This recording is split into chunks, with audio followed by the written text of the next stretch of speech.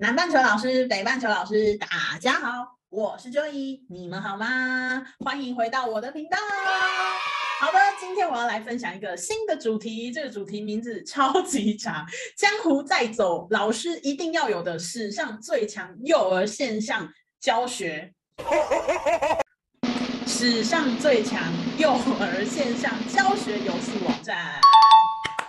之前我介绍过了 World War 的游戏网站，然后那一支影片受到老师们非常热烈的回响，大家都非常喜欢那支影片，然后也非常喜欢 World War 这个网站。那去年呢，因为我在印尼嘛，所以还是有一部分的学生进行的是线上课，所以呢 World War 已经用了1年多，然后小朋友已经觉得好像已经有一点没有办法满足他们了，所以我们就需要找一些新的东西引起他们的兴趣。那我找到的新东西呢，就是我今天要介绍的这个线上游戏网站，它的名字叫做Pink Cat Game 粉红猫。那这个网站呢，我真的超级喜欢，它陪我度过这半年。这半年以来呢，我就是 World War， 有时候用 World War， 然后有时候用 Pink Cat， 然后2个交换着用。那我非常喜欢 Pink Cat 的原因，是因为它真的就是给幼儿园的小朋友用的。然后如果是在这个设计网站的人，原本呢，它应该是要设计给儿童用的，但是我用在幼儿，我觉得非常的合适。那等一下我会分析一下它的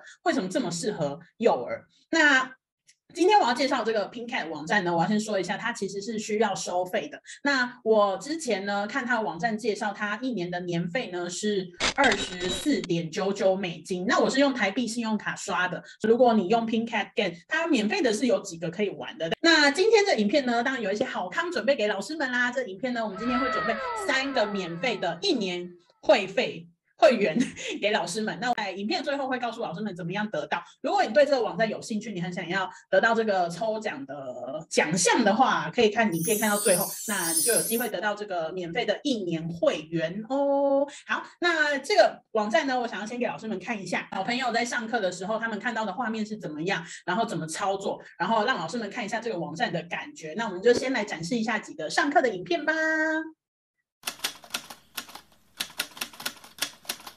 请问杰奎、张信轩，你要哪一个？有2、3、4、5、6、7、8、9。张信轩，你要哪个？9，好的，张信轩要9。哦，王凯元是男生还是女生？男生。恐龙吗？没有恐龙。哦，2、3、4、5、6、7、8、10。2，好，王凯元很棒。王凯元，胳膊是 A、B 还是 C？ 胳膊 C， 很好，谢谢你。没有。来，叶兆夫，你要哪一个？叶兆夫，你要哪一个？披萨？你要什么？披萨，好的，叶兆夫，恐龙吃。好，叶兆夫，厕所小便的时候，厕所是哪一个？叶兆夫 ，A、B、C？ 厕所。叶兆夫小便的地方。A， 很好，叮咚。恐龙长大了，很好，谢谢叶兆夫。蓝色，少汉，18 50分。闻是用什么闻？用鼻子闻，用嘴闻，还是用手？鼻子闻。好，欢迎老师，江杰娜，你要哪一个？江杰娜11，很好，你说11很棒，叮咚。摸，请问摸是用手摸、用嘴巴摸，还是用眼睛摸？手摸，很好，江杰娜很棒，谢谢江杰娜。找到了，哇，这是什么啊？好，请陈孝荣。开心是哪一个？开心。好，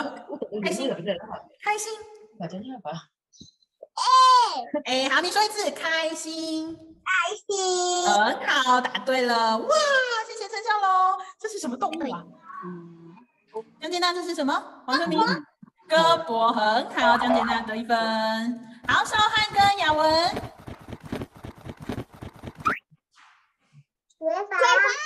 嘴巴很好，2个都得1分。你懂玲珑、雪玲还有王秀明。眼睛很好，王秀明很棒。韶涵跟江杰娜 ，OK，Get ready。头发，江杰娜比较快，江杰娜很棒。好的，那这就是刚才 Pink Cat 我常用的一些几个游戏。那我现在要来介绍一下为什么这么喜欢这个网站。当然它有优点也有缺点，那我就从优点开始讲。第一个优点就是它的图片界面都非常适合幼儿园的小朋友，像它的图片就是像大家看网站这样，就是小朋友的一定会喜欢的那种卡通图案，所以是非常适合幼儿园的小朋友。然后它的界面呢，也是像它图片就会非常的大，我觉得沃尔沃也很好，但是我有时候有一点麻烦的地方是沃尔沃它有时候字跟图是比较小的，但是像 Pink Cat 的界面就是非常适合幼儿园小朋友，它字可以非常大，然后它有时候图片也会非常的大，然后很清楚，就非常适合幼儿园的小朋友。那第二个呢是它操作非常简单，它回答问题，像我教的小朋友，他们都是外国小朋友嘛，他们其实你会发现很神奇，这个网站几乎没有教你怎么操作，可是小朋友他们不懂中文，不懂英文，他们都可以自己知道，我现在要做的是点击答案，我现在要做的是拖译图片，就是这种非常非常简单的。所以呢，我觉得操作简单也是这个非常重要的一个优点，因为我们教的是幼儿园的小朋友嘛。那第三个呢是它的游戏类型非常的多，那总共呢有25个类型，所以哇。25个类型，而且这个网站的创办人他叫那个 Miss Marisa， 他真的超级了不起的，因为他不管是这个游戏的，他有分一些主题，他有做了一个表格，所以老师们也可以去下载看看这个网站总共有哪些游戏。那每一个类别呢，他还会针对不同的主题、不同的类型，他去做延伸。比如说，他找一找里面就会有找一找 unicorn， 也会有找一找恐龙。那如果万圣节来，他也会有找一找那个万圣节的那个 monster，还有圣诞节有时候可能是找雪人或者找麋鹿，就是有各式各样的变化，所以对小朋友来说就是哇，每一次都好新奇哦。然后老师也会觉得，虽然是同样的游戏，但是小朋友都觉得是一个新的东西，所以在有时候教学的时候，它是一个很棒的点缀。那第4个好处呢，第4个优点就是它非常适合语言老师。它的网站里面呢有2个类别，一个是多选题，一个是好像是 word list 吧，就是那个部分呢我比较少用 word list， 它比较适合英文老师，因为它可能会有拼字游戏啊，然后填空或是句子重组，这些对于教中文可能比较不适合，但是它还是可以用，里面有一些游戏还是可以用。那语言老师呢，在用这个游戏的话，就有很多不同的变化。那对英文老师来说，还有一个很棒的功能，就是它你在题目里面有英文单字，然后那个单字刚好是 Pink Cat 他们的资料库里面有收集这个发音的话，你会可以点击 play 就会帮你发这个音。比如说你想要玩的这个选项有3个 ABC 选项，然后是 Apple、Banana 或是就是 Orange 之类的，这3个是你要教的东西。Six, peg, six, bib. 它如果资料库有收集这3个单词的音的话，它下面会出现一个 play 的键，是点击就会帮你发音的，所以甚至是老师完全不需要念，比较起来对于英文老师是更友善，但是其实中文老师也可以使用里面非常多的功能。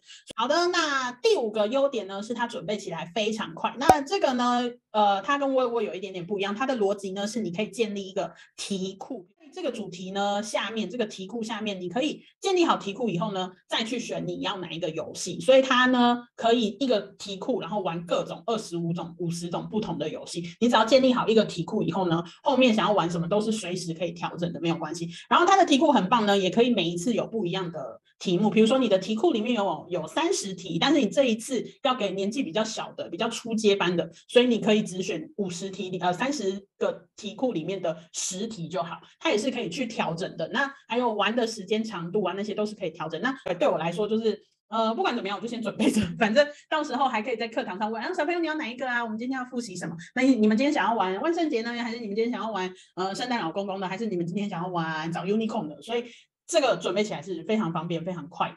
还呢，我介绍的是 Pink Cat 的优点嘛，那有优点当然有一些缺点。那缺点呢，第一个是我觉得相对于教英文、教中文老师，教中文的老师在这个网站能进行的游戏比较少。像我比较常用的就是多选的那一个分类，像 Word List 的那个选项，我能用的比较少。它还是有一些游戏可以玩，但是当然相对起来会比较少。但对我来说，这也不算一个真的很缺点的缺点，因为其实它的种类有25种嘛，其实你还是可以有很多游戏可以玩，所以对我来说是小小的缺点，不会很严重。那第2个缺点呢，就是它是需要连上网络的，跟 Word Wall 一样，就是如果你没有网络，或是你今天学校像我们印尼比较发生啊，就是比如说学校停电了，那你可能就连不上。那我比较常发生的是，有时候我去别的班级，或是像我现在有实体课也有线上课，实体课的时候我要玩的时候，去别的班级就会发生一点状况，就是可能那个班级刚好在学校比较偏的位置，它连线比较没有这么快，有时候就会卡卡的，所以这是缺点，它不能当做你完全的备案，因为它还是需要电，还是需要网络，所以这是缺点。如果你今天你考量你的教学环境是没有办法很顺畅的连线的话，那 PinCat 可能就不太适合你。好，那第三个缺点呢，是它比较没有办法放拼音跟放换字型。那这个在 Word 里面呢，你可以选不同的模式，它可能会有一些某几个游戏的模式是比较比较可以出现拼音这些字，可能比较没有问题。但是 PinCat 它有时候就是会有一点秀逗，因为它毕竟是给英文老师的嘛，所以像是拼音那些符号或是字形，它其实都是系统内建的，所以你并没有办法去换字形。我幼儿园就是只有图片而已，只是要让他们练习口说，那对我来说影响没有这么大。但如果你是有要教拼音等等或是注音符号的，你可能要把拼音跟注音符号变成图片会比较好一点。那这是我觉得的第三个小小的缺点啦。那缺点就这三个，因为我目前用起来非常喜欢。我对于我的教学环境跟我的教学对象，我觉得它的缺点其实都是非常非常小的，所以我才这么爱用它。那这就是三个小小的缺点啦。好的，那我现在来简单的说明一下我上课会怎么用，因为之前我拍 Word 的时候，有老师们就有一点找不出那个画面，我到底是在教室怎么样跟小朋友进行这些游戏。那我现在就简单说一下，因为我现在的课程呢有分成线上课组的，然后也有实体课的小朋友，所以幼儿园会有不同的组别，那也有混成课。那以线上课的这个组别来说呢，如果要用 PinCat。就是做一些简单的复习或是简单的游戏的话，一种就是班上的人非常多嘛，可能一组里面可能有7、8个到10个小朋友之类，那一定就是由我来掌控。因为有些老师说线上课你要怎么让小朋友那些操作，我就没有，全部都是由我操作。他们能做的就是由我来问他们问题，然后他们回答我，然后由我来点击那个答案，都是由我这边来操控。因为如果我要把操作或是怎么样给他们都是比较麻烦。那第二种呢，是我会如果班上的人数小朋友人数比较少，比如说有时候我们是做口语的评量等等的之类的，比较人数比较少，或是那一组的线上课可能只有2到3个小朋友，或是只有1个人的时候，我们也有一组1个人的，那我就会请妈妈她用 Zoom 里面的有一个请求控制权，就是可以 remote control， 他可以跟我要求这个权限，然后我给他权限以后，他就可以自己点击我画面上所有的东西。那一样是我会念中文的题目，然后小朋友他可以自己点答案。那点答案的同时，他当然也要说出来，因为我们是中文课嘛，他还是要说，不是玩游戏这么简单而已。所以呢，这个是第二种方法。如果小朋友人很少的话，妈妈可以用 remote control 让小朋友可以跟我同时操作。那他点答案的时候，跟他滑鼠移动的时候，我就知道他答对了还是就是答错了。所以这个是线上课的2种方式。那如果实体课的话呢，就非常简单。实体课就只有一种方法，就是上课的时候老师的电脑画面连接投机，所以让游戏可以整个投影在你的白板上，或是投影在你的投影幕上。那一样是由老师用中文问问题，那老师他们可以看到答案嘛，所以他们可以自己在白板上点那些答案，那一样由老师帮他点。那他指出这些答案的时候，他一样要再复述一次中文。那我在这也要再说明一下，就是我上课的时候当然不是一直玩游戏，他 PinCat 或是 Word 在上课就是一个点缀，就是有时候幼儿园的小朋友他们需要一些不同的素材，然后引起他们的兴趣。那我不会每天都用，但是这个是一个小小的点缀。像如果是这种点缀的游戏，我就不会想要花太多的力气去准备，因为其他课还是照样要背。可是如果你只是一个小游戏，然后就花很多力气去准备，对我来说会觉得有点不符合时间成本，就有点本末倒置。所以这种东西呢 ，PinCat 跟 Word 就是准备起来很简单，然后很快速，然后它又是一个可以转换一下气氛啊，然后点缀一下的游戏。这种我就是觉得越简单越好，所以准备起来越轻松越好。所以这个是一个点缀啊，不是上课的时候一直玩游戏。25种游戏一次看完。好的，那老师们可能好奇，刚才我说的25种游戏有哪一些？那我现在就是用这个网站提供的一个档案，然后简单的介绍给大家，然后也说明一下我哪一些我用过，然后哪些没有用过。那这个档案呢，大家都可以在它的官网上下载下来，里面有很清楚的告诉你它的游戏有哪一些类型。那有一些呢，是新增的，然后那个 Marisa 它没有放到这个新的档案里面，但是大部分你用得到的应该这里都找得到。那第一个呢是这个 Build a Game， 那这个游戏呢，就是你答对一个问题的时候呢，它会给你你可以选，你可以帮他装饰什么样的配件。那你可以先选配件，然后答对以后，他就把那个配件放到那个角色的身上。那它这个是一种类型嘛？那它会有不同的主题，就是很像很类似，但是不同的人物，然后不同的主题的。像这下面呢，下面这里就有像这个是 Monster， 然后它也有，如果你看到这里，如果圣诞节你可以用这种就是 Snowman， 然后 Reindeer， 它不同的主题它都有相关的相关的配饰。那这是第一种的游戏类型。那我们可以看下一页，这个呢就是 Feeding， 就喂东西。那它下面有非常多的不一样的主题，这个类型里面有这下面超级多。有喂鲨鱼啊，然后还有小朋友最喜欢的喂 unicorn， 这是小女生最喜欢的。然后这边的主题它都已经制作非常多，然后我知道的最近又有新的这个主题上架了，所以老师们有兴趣的可以再去看。那这个游戏呢，它会让你先选一个你想要喂，比如说这边是恐龙嘛，你想要喂恐龙什么，你就可以点选，它就会喂它。那在喂它的时候，它就会出现一些问题，然后你要回答这个问题呢，它才会喂给恐龙。那喂恐龙的时候，它就会发出那种很好吃的那的声音，然后它这个角色会长大。它就会变大，那到最后它全部食物都吃完变到最大的时候，它会出现像右边这个就是会唱歌。那恐龙的话就恐龙唱歌啊，那如果是 unicorn 就是 unicorn 会唱歌，所以这个小朋友呢蛮喜欢的。刚才那个build a game 跟这个呢这个喂食物的游戏，他们非常适合小班跟小班的小朋友，因为他们就是比较直觉，然后问题比较简单，这个就可以满足那种年纪比较小的，所以这就是我说的很适合幼儿园。你看它的图片都是超级可爱的，如果你给小3、小4的学生，他们就会觉得太幼稚，可是这个给幼儿园的小朋友真的是刚刚好，就是很可爱，然后很容易理解。那这个是第二种。那还有下一个呢，这个像是转盘的游戏，那它一样呢，就是会有你可以先按转盘，然后回答问题。如果你回答问题正确了，它会给你转盘上面的那个分数。那它最多可以到6个角色，6个人可以玩。那这个呢，下面有非常多的主题啊，比如说什么 superhero 啊，或是 Halloween 啊，或是 Winter、Valentine's Day 这种有不同的主题可以玩。那这个呢，老实说，我比较少在线上课用的原因，是因为像我前面说的，我都是帮小朋友按嘛，就是按那个转盘，所以他点中间这个星星，你点，然后他会转，然后他会停，都是由我控制，所以小朋友他没有这么有临场感，感觉就是这跟我没有关系，因为都是老师在按，所以有时候尤其是我点到这种黑色一个叉叉没有分数，小朋友就会，所以他的脸会瞬间表情就变，就觉得。可是这不是我选的所以这个游戏呢，如果我在线上课就比较少用，但是如果在实体课上的话，那是效果还不错的。那这个是转盘的游戏。那下一个这个是找一找，那这个游戏呢有小朋友最喜欢的，这个是找 unicorn。那你可以选，上面都会有数字，那小朋友可以选他要哪个云朵，然后点了以后问题会出现，回答问题以后他会揭示，就揭开给你看那个云里面有没有你要找的东西。那如果没有，他有时候是给你一个爱心，有时候是给你一个气球这样。那这个主题呢？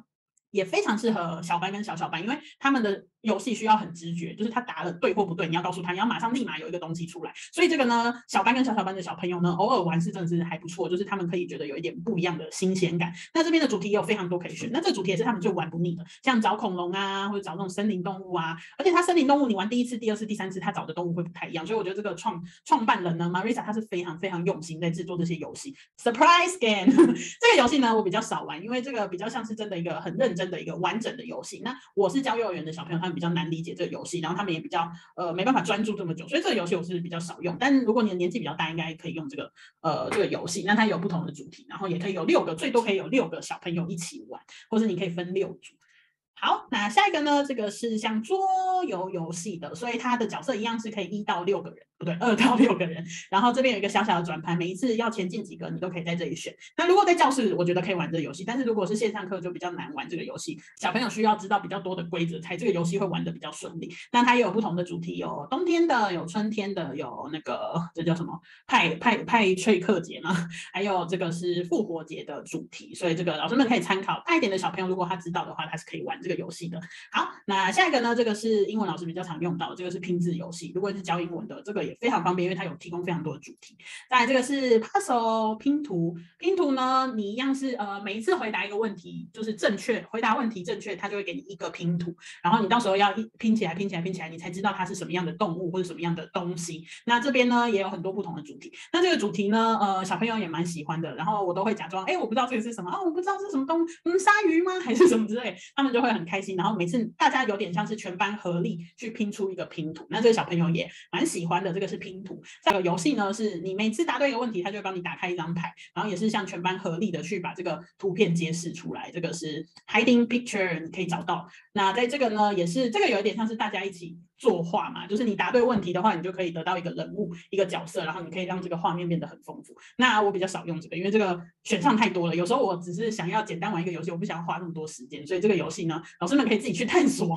好，再来这个是这个游戏呢是必须选 word list 的那一个栏位才会有这个分类的游戏。那这个分类游戏呢，你就可以选，比如说你要让小朋友分类这个是动物还是宠物之类的，你就可以让他们去移动这个图片。然后再来是 Magic Word， 这个是英文老师比较会用到的，我没有用过这个游戏。然后再来这个是赛跑的游戏，那这个游戏呢，我刚开始很常用，可是后来我比较少用的有一个原因呢，是因为我的小朋友他们的问题都非常简单，所以几乎每个人都一定会答对。那全部人都会答对，会有一种什么状况发生呢？就是第一名参赛者最上面开始跑的那个人，他永远都会是第一名。所以小朋友久而久之就知道谁是第一个参赛者，谁就会得名，因为大家是等数嘛，大家几乎都是1、2、3、4名，然后就往前，然后1、2、3、4，你先跑，所以到最后一定是第一名的小朋友，就是第一个答题的人会是第一名，所以他们已经觉得无聊。但是如果你的课堂是如果很严格，就是你真的跟他们说错，然后他就会停在原地的话，那可能会有一点有趣。但是我们幼儿园的小朋友问题都很简单，所以他们几乎每个人都会答对，所以就不会有竞赛的感觉。所以这个老师们可以再考虑一下你怎么用在你的课堂上。那如果你是比较大的小朋友，他们竞赛起来可能会也蛮刺激的。好，那这个是我最喜欢的游戏，这个是 Team Challenge， 它呢会分成2个队伍。那有时候老师们，如果你们班上可以分成男生女生，或是第1组、第2组、第3组，或是有什么习惯分组的方法，你就可以把它分成2边。那这边会呢，画面会同时出现2个怪兽，然后比如说我这个主题复习的是身体，然后他们就会同时出现身体这个图案，然后让他们必须开口说中文，因为他比如说2个人的图片都是身体的耳朵好了，那图片出现他们就要说耳朵，然后哪边比较快呢？你就可以帮他们加分，或是平手，或是2个人都答错。但这个游戏好的地方呢，是它可以老师真的很轻松，因为题目一直出来，小朋友就一直回答，所以老师只需要判断他们答对答错，然后帮他们加分。他们很敏锐，就是我帮哪一组加分，他就知道谁讲对谁讲错，所以他们还会在这个过程中就是慢慢的更新自己的答案，就是会有复习到的感觉。但是呢，如果你想要更难一点的话，学生年纪比较大，你可以让他们就是用不一样的图片，它是可以设定，比如说 A 组跟 B 组同时出现图片是不一样的，所以会增加更多的困难度。那我很喜欢这个，因为小朋友就真的一直在讲中文，一直在练习，然后我又很轻松，我只要按谁得分这样就好。那效果在教室效果也是非常好，然后在线上课的效果也蛮好的，所以这个我会让中班跟大班的小朋友用。那中班跟大班的小朋友其实他们就很可以理解这个游戏，然后玩起来的复习的效果非常好。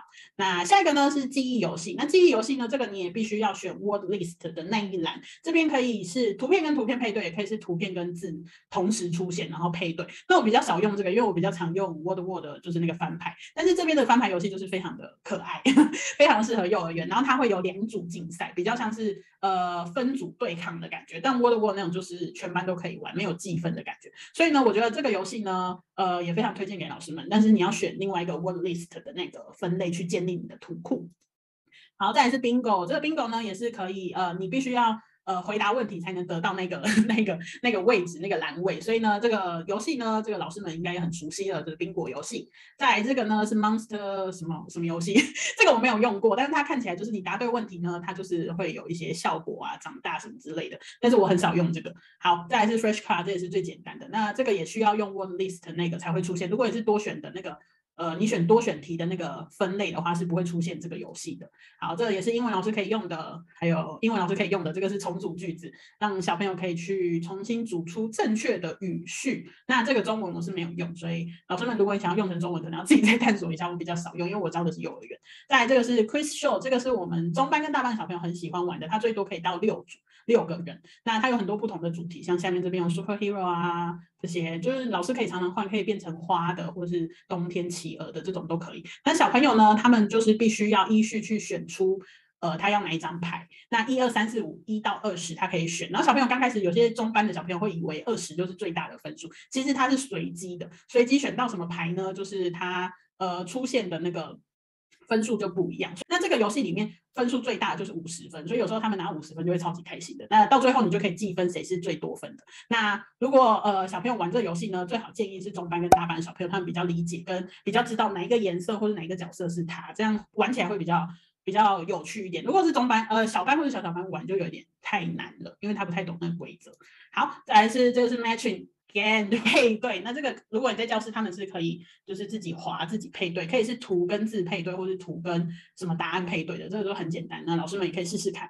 再来这个游戏呢是什么游戏我不知道，因为我没有玩过，这个也是 word list 的游戏，看起来是比较难一点的啦。那老师可以探索一下，因为我没有用到这个功能。然后下来的也是这个也是他们比较像英文，教英文的时候会有一些那种规律的啊，什么 CBC 的，对你可能就会用到这个，但中文我是没有用到这个。再来这个也是问问题，它就是好像有单字，然后你要配对图片那个，这个我就没有用，就是不常用。好，那大概的游戏就是这些。那比较常我会用到的呢，刚才大家应该都听得出来，就是我介绍比较多，就是我会用的。然后如果我没有介绍，就是我比较少用，可能是英文老师比较适合用。那这就是简单的介绍啦。好的，那现在开始呢，因为 Pingkat Game 可能老师没有用过这个网站，等一下我会简单教一下老师们，就是登录跟最重要的建立图库跟选择游戏，然后跟储存到你的班级里，就这4个很简单的。那我会用我的电脑的操作画面示范，然后让老师们可以看得更清楚。好的，那这个就是 PingCatGame 的网站。那老师们打 pingcatgame.com 里面呢会出现它的首页，那这就是它的首页。那老师们呢可以在这边直接按 Play Now。就可以进入到这个画面。那如果你到时候你想要买会员的话，你可以在这里面买。那登录以后呢，如果你已经开通了呢，就可以去可以看到这个画面。那我每次呢，比如说我教一个新的主题的时候，我就会到我的这个先去建立我的题库。然后呢，如果你是英文老师的话呢，它其实Pingkat 已经有帮你做好非常非常多的游戏。对，这里都已经做好了，你可以去点选。那非常适合，我觉得可能在美国教书的老师会非常适合吧，或是你是教沉浸式的那种也需要，它里面都可以去搜寻你想要的游戏。那很显然呢，我教的是中文，大部分这边东西我都不会用到，所以我就会自己到我的那个 My Question 里面去建立我的问题。那我这里已经有建立很多，比如说介绍自己啊，然后或是五官等等这些，我每个主题都有建立。那这边就比较不需要去分，就是哪一个等级这样，因为它的题库是可以你到时候全部建立完30题，你去选你要哪几题就可以，也是可以控制的。那建立图库呢，就是到My Questions 里面去 Create。那这就是我刚刚说的，一个是多选题，然后一个是 Word List。那我比较常用的是这个多选题，因为这个比较像是英文教学会用到的。好，点进去以后呢，你就可以打一下 title， 你要教什么？比如说你要教天气，然后那个叙述你可以简单的叙述一下就好。然后你要选你的年级啊什么的，我简单就只会选一下。是选的，那他会问你说，你要让你的问题就是让大家都看得到吗？其他的人都可以玩你的这个题库这个游戏吗？那这边他会问你 yes or no， 但我通常都是用 no， 因为呢，如果你想要公开给大家的话，你用的图片必须是他们提供的图片，就才可以公开，因为可能会怕有版权的问题，所以它不像 Word， 你可以直接就是打字就可以搜寻图片，然后所有网络上的图片都可以用，他们是比较保守一点的，所以你必须要找的图片，如果你要用你自己的图片，它就会自动帮你关闭，因为你的图片来源并不是来自于 Pingkat， 所以它会帮你关闭，所以你就看，如果你想要用它的图片，那你就可以打开，大家都可以玩。那我自己觉得我自己比较少用他们的图片，因为很长那些图片都不是我可以用的。那这边呢，他就会问你，你要打上一些问题，然后这边有你要出现的答案是文字的答案还是图片的答案。那这边比如说天气，我打一个晴天好了，这里是晴天，那我这边呢就要用图片答案嘛，那它这边只会有一个对的选项，所以你就加入图片。比如说这边是你可以搜寻他们的图库里有的图片，直接打3名。比如说他这边图库，这就是他图库的图片。那到时候如果你你所有的选项都是用他们的图片的话，那你就可以在这边选择公开。但如果你不是的话，这边就不能打开。好，那你可以再选一些不对的答案，我随便选。好，可以随意的选一下。没有其他的。好，这个然后你就可以一直去建立这些问题。那建立好问题以后呢，你可以储存。那他会问你说，你要存成大家都可以看到的吗？或是你要存成私人的？那因为我们现在用的图片都是它图库里面的，所以是可以公开 public。可是如果你用自己的图片，那我再试一个，比如说刚是天气，雨天好了，下雨。这边在右上方你可以加自己的图片。好，比如说这边，那你再储存一次呢？他就会跟你说，哦，你现在不能储存的成公开的，因为你的图片不是来自于他们的资料库，所以他就会帮你自动关闭。那储存以后呢，它都是一样的，你就可以选择 Play。题库已经建立好，你就可以去选择 Play， 你要哪一个游戏的模式。那这边有非常多，你看像现在是圣诞节期间嘛，它就会有很多跟圣诞节相关的游戏。那也有这种很热门的，你可以去选。那你也可以选择它帮你稍微分类的。那如果你不想的话，你就可以从这边是全部的游戏，这个模式里面有的游戏都会出现在这里。那你就可以选择一个来玩。好，我想要一个礼物好了，找礼物的这个，那你点进去以后呢，他就会问你说，你要2个题库这2个题题型、题干吗？这2个题组你都要吗？对，这2个我都要，所以我都选取了。如果你有30个，你就可以选其中10个或15个，然后下面都还可以再调整。比如说，你要让这个游戏，因为这个是找礼物嘛，你要让几个最多几个问题就让这个游戏结束。所以，比如说我不想要让小朋友玩的很久，然后拆了10个礼物才找到里面的玩具的话，我可以选5个，所以最多只要有5个小朋友点了礼物以后，就一定会结束这个游戏。那还可以控制它的时间。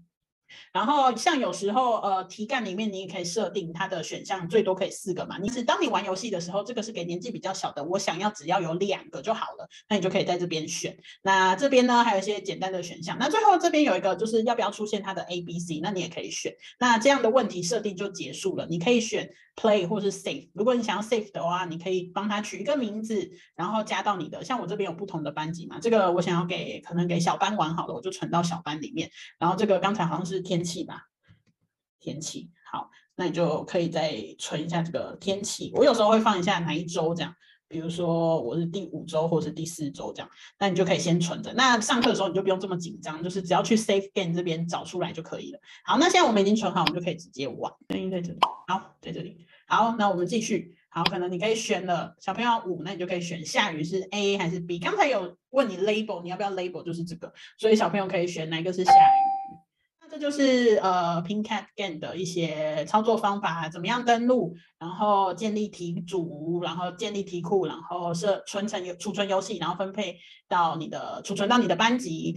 然后玩游戏，那这就是今天的介绍啦。那如果老师们喜欢的话，记得要帮我按一个喜欢哦。那我现在要来说一下我们刚才最前面说的，如果老师们对这个网站有兴趣呢，我们今天有提供3个免费的1年会。那抽奖的方式呢，我来简单的说明一下。第一个呢，就是记得老师们要分享我的影片，在 YouTube 或是 Instagram 都可以，限动也可以，然后 tag 我的YouTube tag 我的 Facebook 账号或是 IG 账号。那第2个步骤呢，就是请你在这支影片 YouTube 下方留言你的心得。那心得留什么都可以，你可以留你很喜欢这支影片，你觉得这影片的 PinCat Game 的网站可以拿来做什么，请你留言在下面，然后告诉我。然后第3个呢，是我们会提供一个表单，请你填上你的匿名昵称，然后跟你的 email， 这样我才有办法在你得奖的时候联系你。那这就是简单的抽奖方式啦。那我们会在公布谁是得奖者。那我们会抽出3个，让老师们可以在这1年呢用这个免费使用 PinCat 这个网站。那这就是今天的影片啦。如果有兴趣的老师，记得赶快试试看哦，可能你的学生会非常的喜欢。那如果有什么使用的心得，也非常欢迎你告诉我。那希望老师们都会喜欢，然后小朋友也很喜欢。那这就是今天的影片啦，不要忘记帮我按赞、订阅、开启小铃铛。那我们就下支影片见喽，拜拜。